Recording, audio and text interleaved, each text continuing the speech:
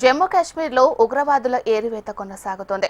Pahalgam నరమేధంపై Indian army ప్రతీకార చర్యలకు తెగింది. ఉగ్రవాద దాడిలో హస్తం ఉందని భావిస్తున్న ఇద్దరు టెర్రరిస్టుల ఇళ్లను ధ్వంసం చేసింది.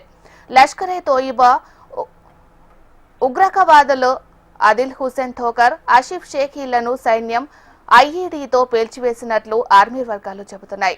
మరోవైపు బందిపోరా ప్రాంతంలో ఎన్కౌంటర్ జరిగింది. భద్రతా దళాలు ఉగ్రవాదుల మధ్య ఎదురుకాల్పులు జరిగాయి. కోలనార్, బాజీపూర్ ప్రాంతాలను భద్రతా దళాలు చుట్టుముట్టాయి. ఎదురు కాల్పుల్లో లష్కర్ ఏ తోయిబా టాప్ కమాండర్ ఆల్తాఫ్ లల్లీ హతమయ్యారు. ఉగ్రవాదుల కాల్పుల్లో ఇద్దరు జవాన్లు గాయపడ్డారు. భద్రతా బలగాల సెర్చ్ ఆపరేషన్ కొనసాగుతోంది. పహల్గామ్ ఘటన నేపథ్యంలో నెలకొన్న ఉద్రిక్త పరిస్థితులను పరిశీలించేందుకు భారత సైన్యాధిపతి జనరల్ ఉపేంద్ర ద్వివేది జమ్మూ కాశ్మీర్లో పర్యటిస్తున్నారు.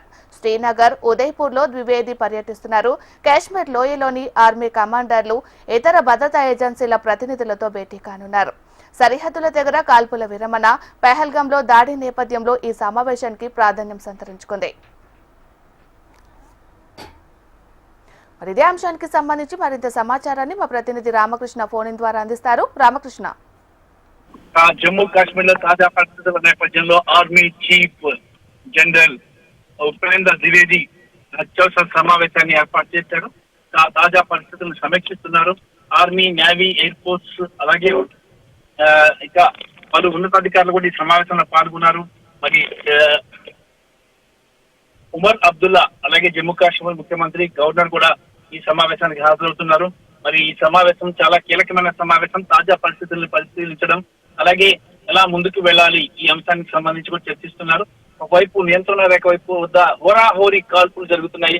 మరోవైపు ఉగ్రవాదులు ఇళ్లను ఎక్కడికెక్కడ కూల్చివేస్తున్నారు భారత సైన్యం. దాంతో పాటు ఉగ్రవాదులపై ఉక్కుపాదం మోపుతున్నారు. మరోవైపు గగన తలమంతా కూడా యుద్ధ వాతావరణంతో నెలకొంది. మరి యుద్ధ మేఘాలు కమ్ముకుంటున్నాయి. మరి ఈ నేపథ్యంలో పరిస్థితులను ఎప్పటికప్పుడు కేంద్రం ఢిల్లీ నుంచి పర్యవేక్షిస్తుంది. ప్రధానమంత్రి అలాగే రక్షణ మంత్రి, హోంమంత్రి ముగ్గురు కూడా తాజా పరిస్థితులపై దశను నిర్దేశిస్తున్నారు. మరి సైన్యానికి సైన్యం అయితే హోరాహోరీగా పోరాడుతుంది. మరి ప్రస్తుతం అయితే ప్రపంచ దేశాలు కూడా భారతదేశానికి మద్దతు ఇచ్చాయి. అందరూ కూడా గో హెడ్ అంటున్నాయి పాకిస్తాన్ పై యుద్ధానికి. ఇక యుద్ధమే తర్వాయి అన్నట్టుగా ప్రస్తుత పరిస్థితి కొనసాగుతుంది. Right, thank you RK.